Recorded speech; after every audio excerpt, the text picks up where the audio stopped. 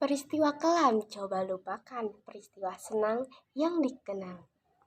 Seperti yang pepatah katakan, tak kenal maka tak sayang. Halo, Assalamualaikum warahmatullahi wabarakatuh. Perkenalkan nama saya Nasya Oktavia dengan NIM C100210388 dari kelas F. Nah, di sini saya akan presentasi mengenai negara Malaysia. Yuk simak sampai habis. Apa yang terlintas di pikiranmu jika mendengar negara Malaysia? Upin, Ipin, atau Kak Ros? Pernahkah kamu bertanya-tanya dipimpin oleh siapa sih negara Malaysia? Atau berbatasan dengan mana saja negara Malaysia? Atau apa ya nama mata uang Malaysia itu? Sebenarnya negara Malaysia sangat luas. Yuk kita kupas tuntas dari negara Malaysia. Mari kita mulai pembahasannya. Malaysia merupakan salah satu negara di Asia Tenggara yang berbatasan langsung dengan Indonesia. Memiliki luas wilayah sekitar 330.000 km persegi dan menjadi negara dengan daratan terluas ke-66 di dunia. Malaysia terdiri atas dua wilayah besar, yakni Malaysia Barat serta Malaysia Timur. Memiliki letak geografis yang sangat strategis di titik perdagangan maritim utama di dunia. Bahasa Melayu ditetapkan sebagai bahasa nasional Malaysia. Hari kemerdekaan Malaysia jatuh pada tanggal 31 Agustus dan memiliki lagu kebangsaan yang berjudul Negaraku. Malaysia memiliki bentuk pemerintahan demokrasi parlementer. Saat ini dipimpin yang di-Pertuan Agong Abdullah Sultan Ahmad Shah dan Perdana Menteri Muhyiddin Yassin. Nah, sekarang sudah ada bayangan tentang Malaysia kan? Untuk lebih lanjut, mari kita ke pokok pembahasannya. Nah, di sini saya akan menjelaskan lebih jelas mengenai teori terbentuknya dan konstitusi negara Malaysia. Ada 5 hal yang akan dibahas di sini. Yang pertama mengenai teori terjadinya atau terbentuknya negara Malaysia. Kemudian yang kedua mengenai keadaan geografis yang meliputi wilayah letak geografis. Kemudian ada batas negara dan nama provinsi atau negara. Kemudian yang ketiga mengenai pemerintahan yang akan membahas meliputi bentuk negara, bentuk pemerintahan, sistem pemilu, dan lembaga-lembaga negara. Kemudian yang ketiga mengenai rakyat, meliputi bahasa resmi, syarat menjadi warga negara, keadaan demografis, dan sosial budaya. Kemudian yang terakhir mengenai perekonomian, akan membahas mengenai mata uang, sistem perekonomian, komoditi utama, serta gambaran-gambaran industri unggulan. Yuk kita bahas satu persatu. Yang pertama mengenai teori terjadinya negara Malaysia itu sendiri. Negara Malaysia terbentuk dan masuk di dalam jenis teori kekuatan yang secara sederhana dapat diartikan bahwa negara terbentuk karena adanya dominasi negara kuat melalui penjajahan. Menurut teori ini, kekuatan menjadi pembenaran dari terbentuknya sebuah negara melalui proses penaklukan dan pendudukan oleh suatu kelompok atau etnis atas kelompok tertentu dimulai proses pembentukan suatu negara. Dengan kata lain, terbentuknya suatu negara karena pertarungan kekuatan di mana sang pemenang memiliki kekuatan untuk membentuk sebuah negara. Nah, sejarah Malaysia itu sendiri sebenarnya tidak terlepas dari sejarah Indonesia. Karena kerajaan tertua di Malaysia yaitu Kerajaan Malaka didirikan oleh seorang pangeran yang berasal dari Sumatera yaitu Pangeran Sriwijaya, yakni pada abad ke-15. Pada saat ini, Kesultanan Johor yang merupakan kelanjutan dari Kesultanan Malaka masih tetap ada sampai sekarang. Negara-negara yang pernah menanamkan kekuasaan di Malaysia pun di antaranya adalah Belanda, Inggris, dan Portugis. Namun di antara negara-negara tersebut, Inggrislah yang lebih mendominasi serta berpengaruh di negara Malaysia. Yang kedua mengenai wilayah letak geografis, batas negara, dan nama provinsi atau negara Malaysia. Letak geografis. Negara Malaysia adalah salah satu negara tetangga Indonesia yang letaknya sangat dekat dengan Indonesia.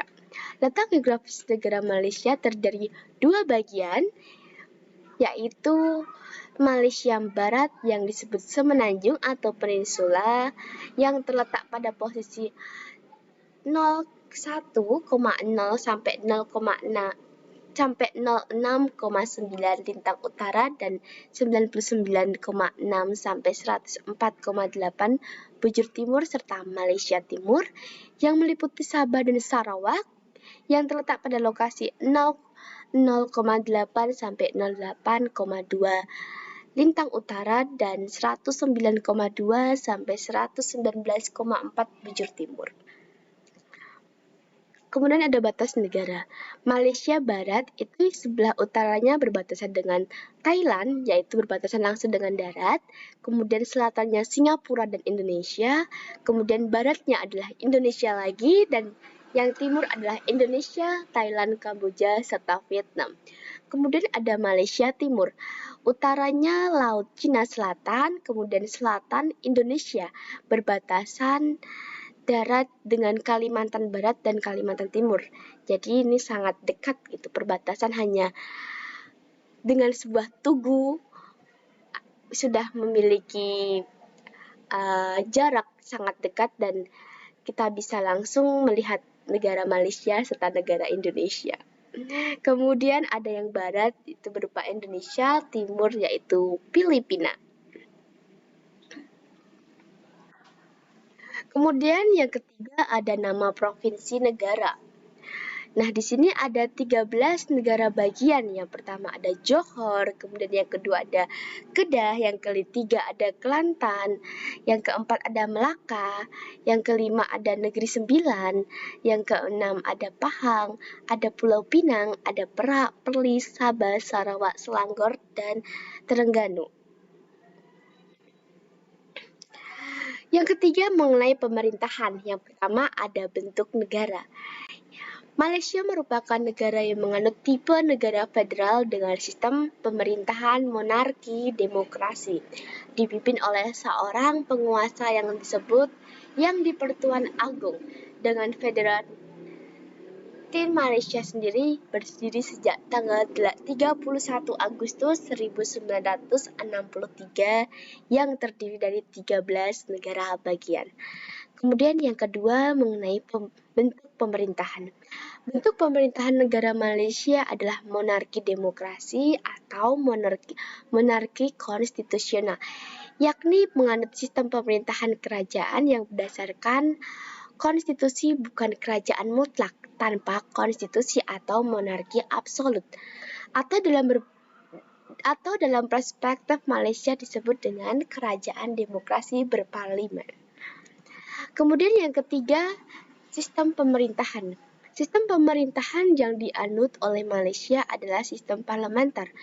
Yang dipakai oleh Malaysia ini bermodalkan sistem parlementer Westminster yang merupakan warisan penguasa kolonial Britania, tetapi apabila melihat prakteknya, kekuasaan lebih terpusat di eksekutif daripada legislatif dan yudikatif, yang diperlemah oleh tekanan berkelanjutan dari pemerintahan selama zaman Mahathir. Kemudian yang keempat, sistem pemilihan umum. Malaysia disebut kerajaan demokrasi berparlimen. Demokrasi bermakna rakyat yang berkuasa, yaitu kerajaan yang memerintah dipilih oleh rakyat dan untuk rakyat. Dan demokrasi berparlimen adalah perwakilan di mana pendapat rakyat dapat disalurkan melalui wakil-wakil rakyat yang dipilih oleh rakyat secara langsung melalui pemilihan raya. Kemudian yang kelima mengenai lembaga negara eksekutif. Lembaga eksekutif di negara Malaysia dipegang oleh Yang di-Pertuan Agong. Dalam menjalankan kuasa eksekutif, Yang di-Pertuan Agong menjalankan pemerintah negara atas nasihat ketua kerajaan yaitu Perdana Menteri dan dengan bantuan anggota menteri. Badan eksekutif diatur dalam Undang-Undang Perlembagaan Persekutuan Malaysia bagian 4 bab 3, di mana yang di-Pertuan Agung berhak mendapatkan maklumat mengenai pemerintahan persekutuan dan kabinet. Badan Eksekutif Malaysia terdiri dari kabinet yang dibantu Badan Pelayanan Publik, Polisi, dan Angkatan Bersenjata. Perdana Menteri yang memimpin kabinet tersebut. Yang keenam ada lembaga negara legislatif.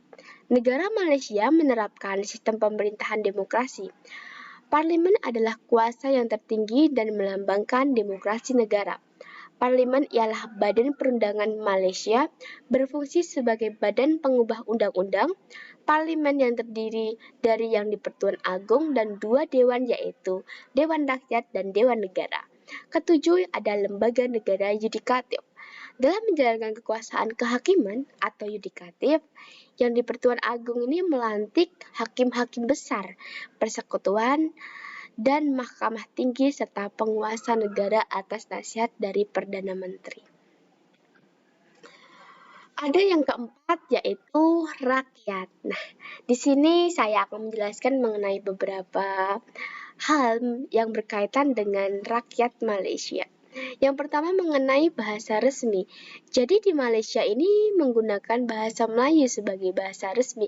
Namun di samping itu juga ada bahasa Inggris sebagai bahasa internasional yang juga tetap digunakan di sana. Nah, yang kedua mengenai syarat menjadi warga negara. Jadi ada 4 syaratnya. Yang pertama lahir di Malaysia dari orang tua warga negara Malaysia. Kemudian lahir di luar negeri namun orang tuanya adalah warga negara Malaysia. Dan yang ketiga ada naturalisasi. Yang keempat menjadi atlet berbakat atau berprestasi dalam hal tertentu yang bisa membanggakan negara Malaysia. Yang ketiga mengenai keadaan demografis. Nah, jumlah penduduk Malaysia sebanyak 33.000 sekian. Ini estimasi di 2021 yang mayoritasnya penduduknya adalah agama Islam atau 61,3%. Nah, angka pertumbuhan penduduk ini sekitar 1,6% di tahun 2021 dengan warga negara Malaysia terbagi menurut garis etnik lokal dengan 67,4% dianggap sebagai bumi putra. Nah, kelompok bumi putra terbesar adalah orang Melayu yang dalam konstitusi ditetapkan sebagai Muslim yang mempraktikkan adat dan budaya Melayu. Yang keempat ada sosial budaya. Kehidupan sosial dan budaya Malaysia merujuk kepada semua masyarakat majemuk yang terdapat di Malaysia dan berbagai suku di sana, yang membuat Malaysia terdiri dari masyarakat multisuku, multibudaya, dan multibahasa. Kemudian yang terakhir ada perekonomian. Nah, di sini juga saya akan membahas beberapa hal yang berkaitan pula dengan perekonomian dari negara Malaysia. Yang pertama mengenai mata uang. Nah, mata uang Malaysia adalah ringgit atau dikenal sebagai ringgit Malaysia atau dalam lambangnya adalah RM. Kode ISO untuk mata uang ini adalah Malaysia Ringgit atau MYR. Nah, ringgit tidak memiliki simbol khusus yang digunakan di depan nominal mata uangnya. Namun untuk menuliskan nominal ringgit itu mirip dengan rupiah. Jadi kayak rupiah itu Rp, tapi kalau ringgit itu adalah RM baru diikuti dengan angkanya. Gitu. Kemudian yang kedua ada sistem perekonomian. Nah, ekonomi Malaysia ini merupakan ekonomi negara yang terbesar ketiga di Asia Tenggara dan ke-29 di dunia. Wow.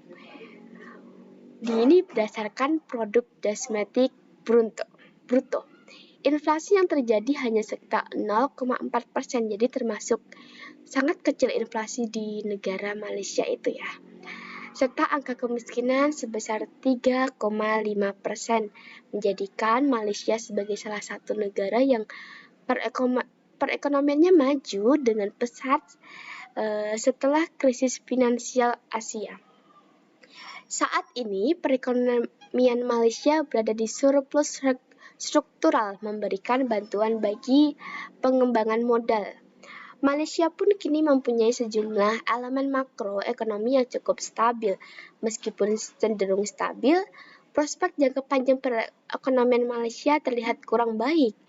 Hal itu dikarenakan kurangnya perubahan dalam sektor-sektor penting, salah satunya sektor badan hukum yang berurusan dengan uang korporat yang tinggi dan kompetitif. Nah, kemudian yang ketiga ini ada komoditi utama. Malaysia memiliki 17 zona bebas komersial yang diperuntukkan bagi kegiatan komersial termasuk perdagangan, kemudian ada grading, pengemasan, transshipment, dan transit. Nah, selain itu, Malaysia memiliki 18 kawasan industri yang bebas yang memungkinkan perusahaan manufaktur ini berorientasi ekspor untuk menikmati bebas bea impor bahan baku, komponen, mesin, dan peralatan. Selain hasil industri yang mumpuni, Malaysia juga memiliki hasil pertanian seperti karet, kemudian ada kelapa sawit, ada beras, kemudian ada kayu, serta hasil tambang seperti timah, kemudian ada besi, minyak, dan bauksit. Mata pencarian sebagian masyarakat di Malaysia itu adalah bertani. Jadi bisa dikatakan Malaysia juga kaya akan hasil-hasil yang bahkan mampu diekspor di berbagai negara di dunia. Kemudian yang keempat dan yang terakhir ini ada gambaran industri unggulan. Nah, produksi industri Malaysia naik dan menyentuh rekor tertinggi yakni di angka 50,1% dibanding bulan yang sama di tahun yang lalu atau year on year. Nah, hal ini menandai tingkat tertinggi dalam satu dekade, di mana terjadi permintaan lebih kuat di semua sektor. Berdasarkan data pemerintahan menunjukkan indeks produksi mengukur output pabrik di bidang manufaktur, pertambangan, dan pembangkit listrik. Nah, di sini ada 4 contoh. Ini di bidang industri, kemudian ada di bidang pertanian, yakni kelapa sawit dan karet. Yang saya ambil ini hasil yang terbesar di negara Malaysia itu. Nah, inilah hasil presentasi dari saya. Mohon maaf apabila masih banyak kesalahan dan kekurangan. Sekian dan terima kasih. Tahun baru pergi ke Surabaya. Jangan lupa membawa makanan. Demikianlah presentasi dari saya. Mohon maaf jika banyak kesalahan. Wassalamualaikum warahmatullahi wabarakatuh.